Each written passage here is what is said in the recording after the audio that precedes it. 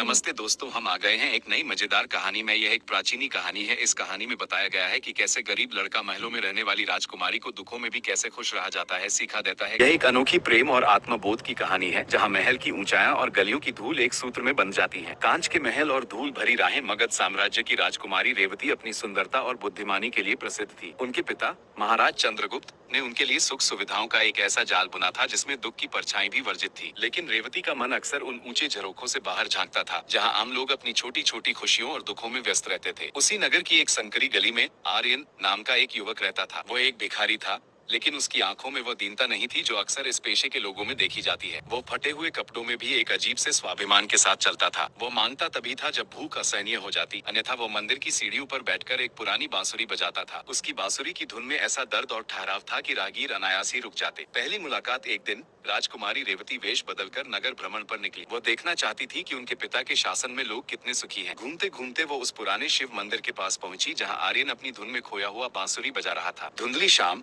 जलते हुए दियों की महक और बांसुरी के स्वर रेवती जैसे वहीं ठिठक गई। उन्होंने देखा कि एक भिखारी, जिसके पास तन ढकने को सही कपड़े नहीं थे, वो संगीत में इतना मग्न था जैसे वो इस ब्रह्मांड का सबसे धनी व्यक्ति हो। रेवती ने अपनी जेब से एक सोने की मुहर निकाली और आर्यन के सामने रखे मिट्टी के पात्र में डाल दी। आर्यन ने बांसुरी रोकी और ऊपर देखा। उसकी भूरी आंखों ने रेवती की आंखों में झांका। उसने सोने की मुहर उठाई और रेवती को वापस करते हुए कहा, देवी, ये बहुत अधिक है। मुझे बस एक वक्त की रोटी के लिए 2 तांबे के सिक्के चाहिए। इतना सोना मेरे संगीत की शांति छीन लेगा। रेवती हैरान रह गई। उन्होंने आज तक ऐसा व्यक्ति नहीं देखा था जो सोने का तिरस्कार करे। उन्होंने पूछा, तुम कौन हो और तुम्हें धन से मोह क्यों नहीं? आर्यन मुस्कुराया और बोला, मैं वो हूँ जिसके पास खोने को कुछ नहीं है, इसलिए मुझे पाने की कोई लालसा नहीं है। और आप कौन हैं, जो साधारण कपड़ों में होकर भी महारानी जैसा तेज रखती हैं? रेवती बिना जवाब दिए वहाँ से चली गई, लेकिन आर्यन की बातें और उसकी आंखों की चमक उनके मन में घर कर गई। बदलते समीकरण। अगले कई हफ्तों तक रेवती किसी न किसी बहाने से मंदिर आने लगी। कभी वो अनाज लाती, कभी साधारण फल। दोनों के बीच लंबी बातें होने लगी। आर्यन ने उसे बताया कि वह कभी एक विद्वान का पुत्र था, लेकिन काल के क्रूर चक्र ने उसे सड़क पर ला खड़ा किया। उसने रेवती को वो दुनिया दिखाई जो महलों से कभी नहीं दिखती थी। भूख का संघर्ष,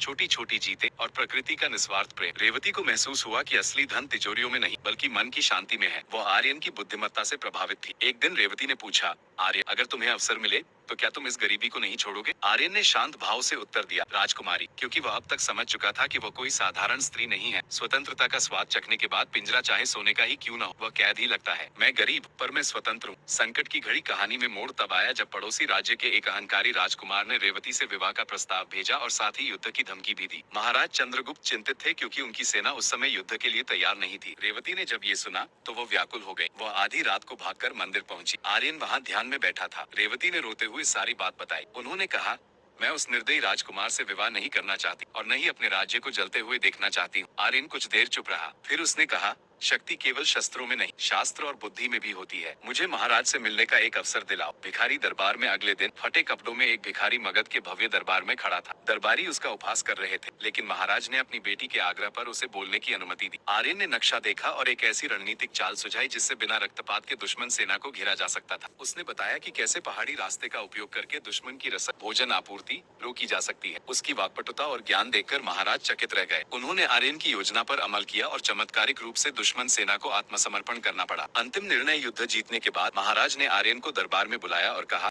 युवक, तुमने मगध की रक्षा की है, मांगो, क्या मांगते हो? तुम्हें सेनापति बना दिया जाए या धन संपदा से तौल दिया जाए? पूरे दरबार की निगाहें आर्यन पर थी। रेवती की धड़कनें तेज थी। आर्यन ने धीरे से राजकुमारी की ओर देखा और फिर महाराज से कहा, महाराज, मुझे न पद चाहिए न स्वर्ण, मैं केवल एक यात्री हूँ और मेरा मार्ग आगे बढ़ रहा है। लेकिन यदि आप सच में कुछ देना चाहते हैं तो अपनी प्रजा के लिए उन संकरी गलियों में एक पाठशाला बनवा दे, जहाँ मेरे जैसे और भी मस्तिष्क धूल फांक रहे हैं। महाराज भावुक हो गए। उन्होंने देखा कि यह भिखारी वास्तव में सबसे बड़ा सम्राट है, जिसका अपने मन पर पूर्ण नियंत्रण है। उपसहार। आर्यन ने अपनी झोली उठाई और मंदिर की ओर चल पड़ा। रेवती उसे रोकने के लिए दौड़ती हुई बाहर आई। क्या तुम जा रहे हो? उन्होंने रुंधे गले से पूछा। आर्यन रुका और बोला, राजकुमारी, दुनिया में 2 तरह के लोग होते हैं, एक जो महलों में रहकर दुनिया चलाते हैं और दूसरे जो गलियों में रहकर दुनिया को गाते हैं। मेरा संगीत अभी अधूरा है। रेवती ने मुस्कुराते हुए अपनी आंखों के आंसू पोंछे। उन्होंने समझ लिया था कि प्रेम का अर्थ हमेशा साथ रहना नहीं, बल्कि एक दूसरे के विचारों का सम्मान करना है। आर्यन चला गया, लेकिन वह रेवती को एक नया दृष्टिकोण दे गया। सालों बाद रेवती मगध की एक ऐसी रानी बनी जो अपनी प्रजा के सबसे गरीब व्यक्ति के पास जाकर उसकी समस्या सुनती थी। और कहा जाता है कि आज भी उस पुराने शिव मंदिर से कभी कभी बांसुरी की एक मधुर तान सुनाई देती है, जो याद दिलाती है कि एक भिखारी ने एक राजकुमारी को जीवन का असली अर्थ सिखाया था।